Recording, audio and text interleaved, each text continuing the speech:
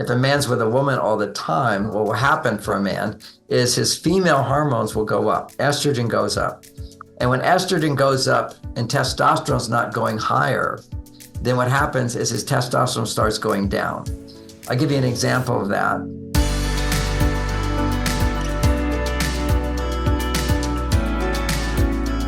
Rich research backs up all this stuff, but I could spend the whole time talking about one or two studies, and I want to give people practical advice. But here's one. If you look at men's testosterone levels, and testosterone gives men motivation, interest, opens their heart to give more to a woman. Okay, so the higher it goes, the more romantic a man can be with a woman. And if you look at averages of testosterone in men, every year it goes down 1%, 1%, 1%. So at 35, there's a certain amount of testosterone. A 45-year-old, it's going to be 10% lower. And already we're starting at such a low level that just in this year, 20-year-olds have 20% less testosterone than just 20 years ago. We've been so feminized by our culture and psychology and the mindset of our culture, along with weight gain. Weight gain is a major testosterone inhibitor. Men will get this belly fat, and it happens to all men, almost all men anyway. As their testosterone goes down, their belly fat increases because their estrogen goes up. When men's estrogen goes up, the more men do what they love to do, they like to do, they enjoy doing. Anytime you're depending on something other than yourself for your happiness, your estrogen goes up. There's nothing wrong with that as long as it's not too much. All addictions ruin relationships with men because an addiction means you're overly dependent on something to make you happy. And that inhibits your ability to make testosterone because it produces so much estrogen in the body.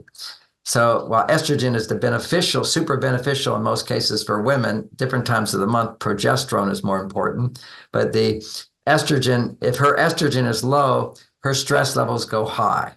And anytime part of the biological wisdom of women is through relationship. It's the major way that women raise their estrogen is when you're depending on others for love and support. When you go to a doctor, you're depending on the doctor for something of meaning to you. You need what he's going to tell you. So you're like, oh, I got a great doctor. I love my doctor. Well, just going to your doctor, your estrogen levels go up.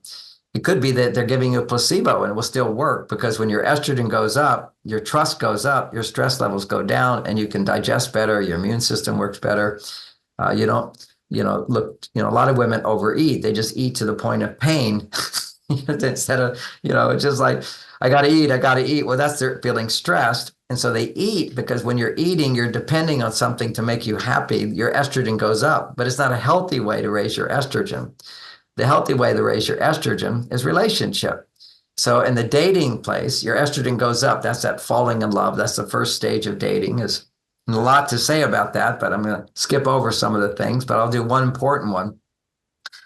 If you've had the experience as a woman of having sex on first or second date, and then the guy never calls you back, but it's a pattern.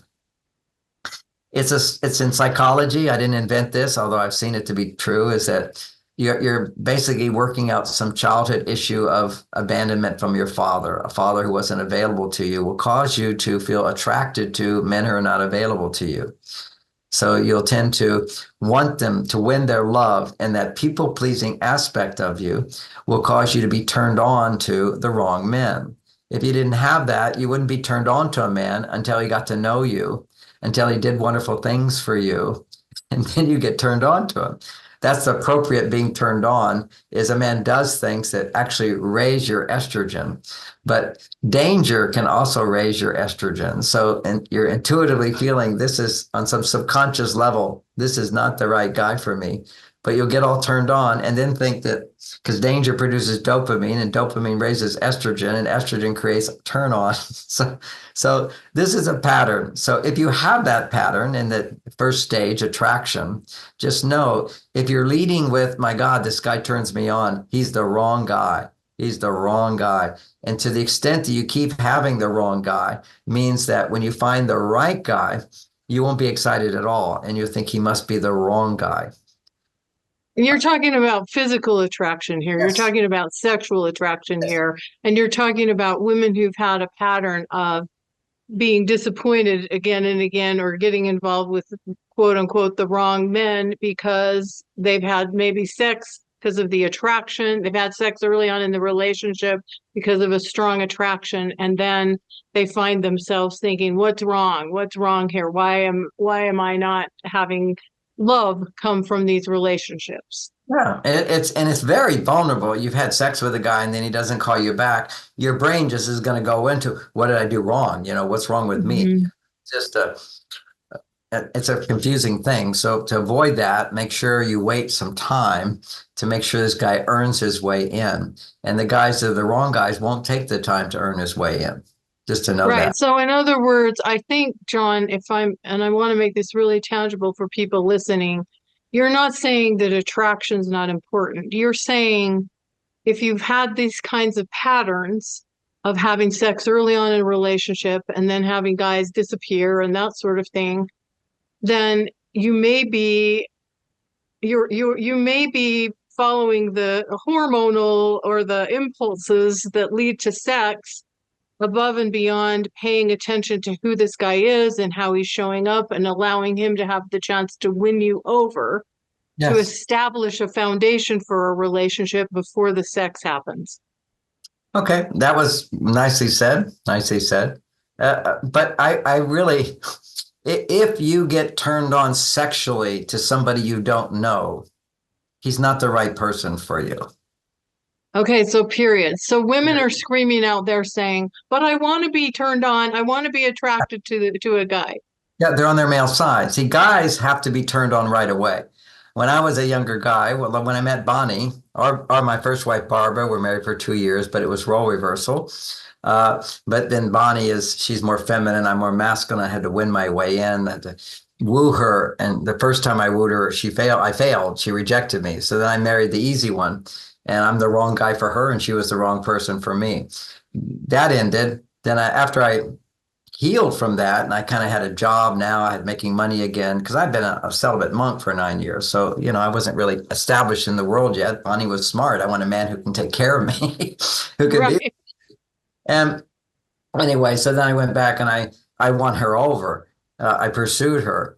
And clearly, she was somewhat attracted to me right away. That was happening. And clearly at that time in my life, I was the wrong man for her, because I wasn't yet had a job. I wasn't anchored. We would have had the same problems I had in my relationship with Barbara, because I'd be looking to the woman for too much approval. When guys get upset with you, women, it's because they don't feel you're approving of them. In some way, he'll say, no matter what I do, it can't make you happy. He's blaming you, but really what's going on, he's looking too much for you to be happy. Because, if I don't feel good about myself by my work I do, and I put forth effort, then I'm looking for love. And so I'm looking for you to love me, even though I'm not loving myself through my own levels of success. So that's a dance that, understanding men, when I go into a room and I see Bonnie or I saw Barbara, basically they're out of 15 women there, they're the ones that actually caused me to feel sexual arousal. So there's potential there. It doesn't mean they're the right person, but at least there's potential. You can be a woman and you feel nothing down there, but there could still be potential. You'd be attracted in your mind. You'd find that person to be interesting, curious. I want to get to know them. You don't know exactly what. There's like a mystery there, but there's an attraction, but it's not a sexual attraction. And then you would go on dates, and the way you do dating, as they say, we're going into dating more, he pursues you a little bit. And sometimes men today, because their testosterone is so low and their estrogen is so high, they're like women, they're more empathetic. They can sense, they're more intuitive, and they can sense a woman who's sort of standoffish. And that's the one I'm attracted to, let's say. Well, then I feel like I'll be rejected by her, because I have a greater intuitive sense. Historically, men have been kind of like whistling at women, making rude remarks to women, coming on. They didn't have Cat calls. what was that? Cat calls? I said cat calls. And sometimes women who resented all that stuff, they get older and they kind of miss it. So a little back and forth there. But we want to be respectful. We want to be not crude or rude. But clearly, if a man's pursuing you, he is sexually attracted to you. That's the case for men. And a woman can confuse herself thinking, if I'm not sexually attracted to a man, he must be the wrong man for me. And if you do have that pattern, I want to emphasize that, of getting turned on right away to men who haven't even earned their way into you, and you don't know them personally and they don't know you. That's more important, that they know you and they're still turned on to you. There's a very funny movie where the older woman, now she's an older woman, she's more on her male side, so she's like, and she didn't have a husband, so she's attracted to this young guy. Okay, so she's attracted to this young guy, and he's like, okay, he wants to have sex with her, and she wants to have sex, and then so he wants to talk to her first because he's more a young guy, more on his female side, she's more on her male side, and so he's starting to talk. She says, "Don't speak, don't," speak. Because if he continued to speak, she'd be turned off. So that's what you want to test a man. You need to speak a lot and see if he can still be turned on to you. Because, then it becomes, you're no longer a fantasy woman, just someone he doesn't know. He needs to get to know you and still be turned on to you.